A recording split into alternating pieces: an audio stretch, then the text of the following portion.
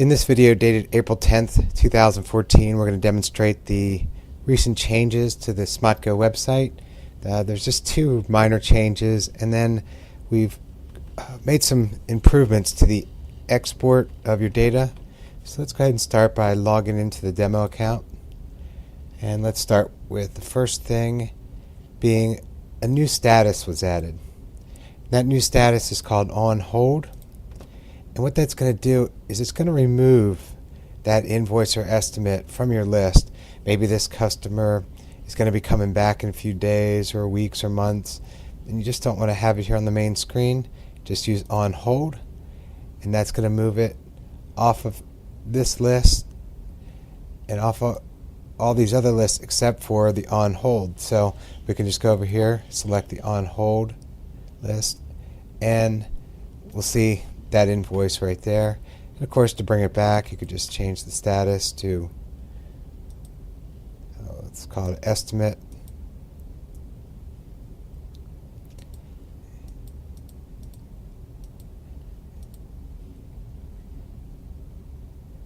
And there it is right there. Now if you're using the original home page, you'll just see that there's a new tab right here for on hold. Let's go ahead and change the status again on that to on hold.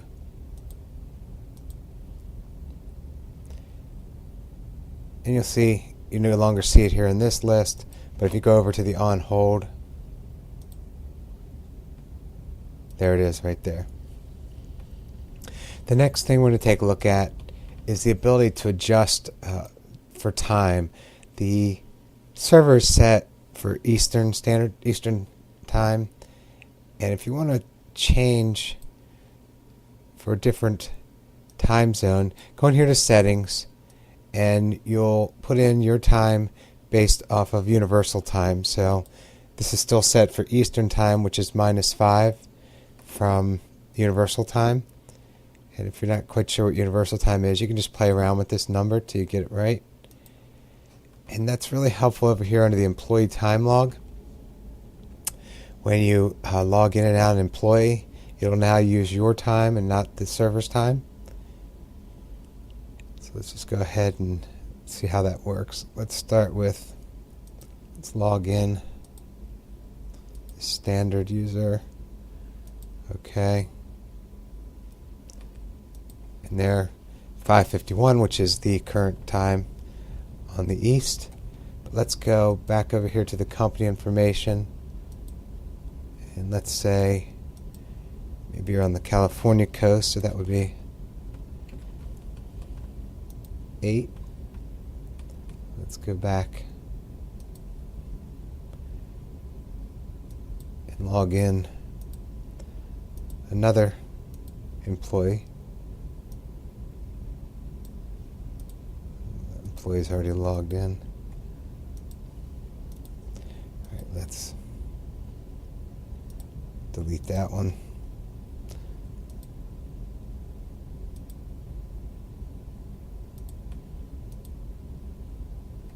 And you'll see it's now 2:52 a.m.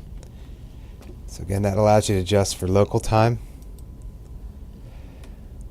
I'm going to go ahead and put this back before I forget. The last thing we're going to take a look at is the new export functionality. Now, if you've looked at the export functionality before, you saw that everything was exported into CSV files, which aren't necessarily usually user-friendly across all platforms. Different developers may or may not be able to use that. So now all your data is exported into an XML format. And that, again, can be read by any software developers. I know a lot of people have had concerns about not being able to access the information or have backups to their information. Well, that's now possible with the site. And, you might want to do that every week or so, or 3, just so that you can have a copy all the time. And maybe you feel more comfortable about that. So let's go ahead and go over here to the export. And again, if you've looked at this before, there were several different pages. There's now one page. All you'll do is click Request Archive. Again, this process can take several hours. and you'll get an email at your email address that's in your company information once this archive's complete, and you'll come back here to this page and you'll download it from here. So let's go ahead and click OK. Now again, it's being processed. There has to be a request, then the software will create the archive, and again it'll email you once it's complete. Let's go ahead and click OK. Now I'm going to go ahead and stop this video here, and I'll come back once that archive's complete so that I can demonstrate it.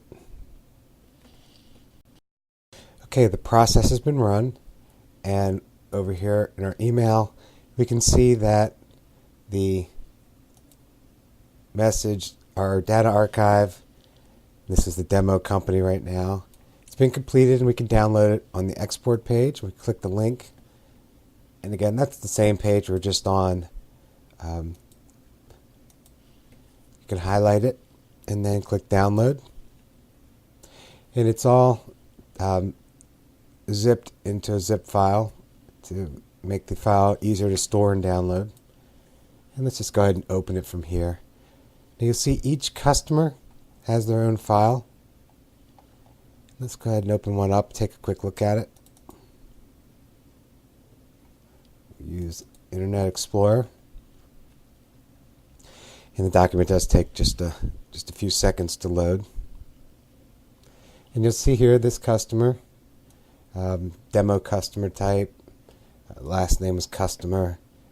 Then you'll see the ledger, all their payments, then their vehicles. We'll have all their vehicles, all the invoices for this vehicle, all the jobs for that vehicle or that invoice. See, there's no parts there. Let's go ahead and try to find one with just a little bit more information on it. Let's try this one.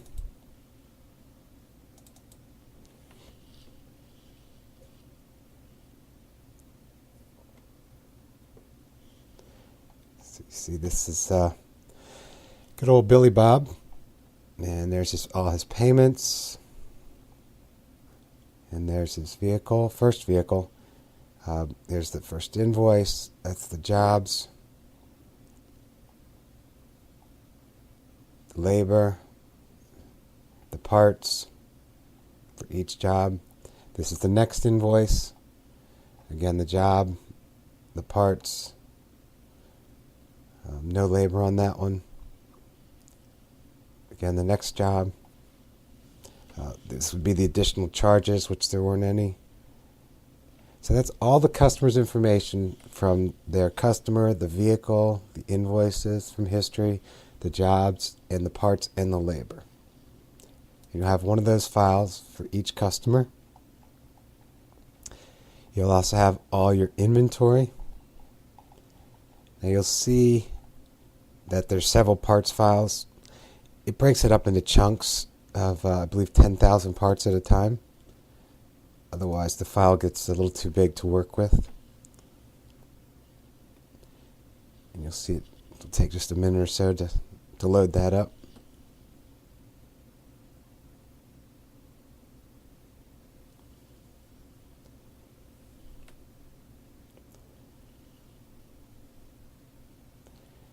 There's a lot of information in there, so it does take just a little while. So you'll see your part. This is the ID that the system assigns to it.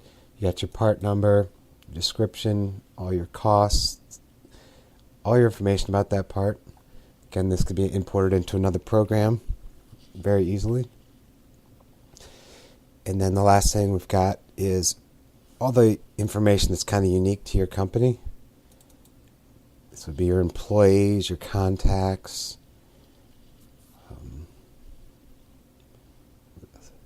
your additional charges that you have set up, all your communications, your service reminders, specials, all your contacts,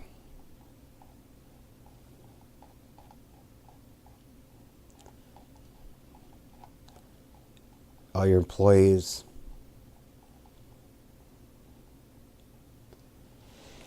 And that concludes this video. If If you have any questions, you can email us at info@smotgo.com.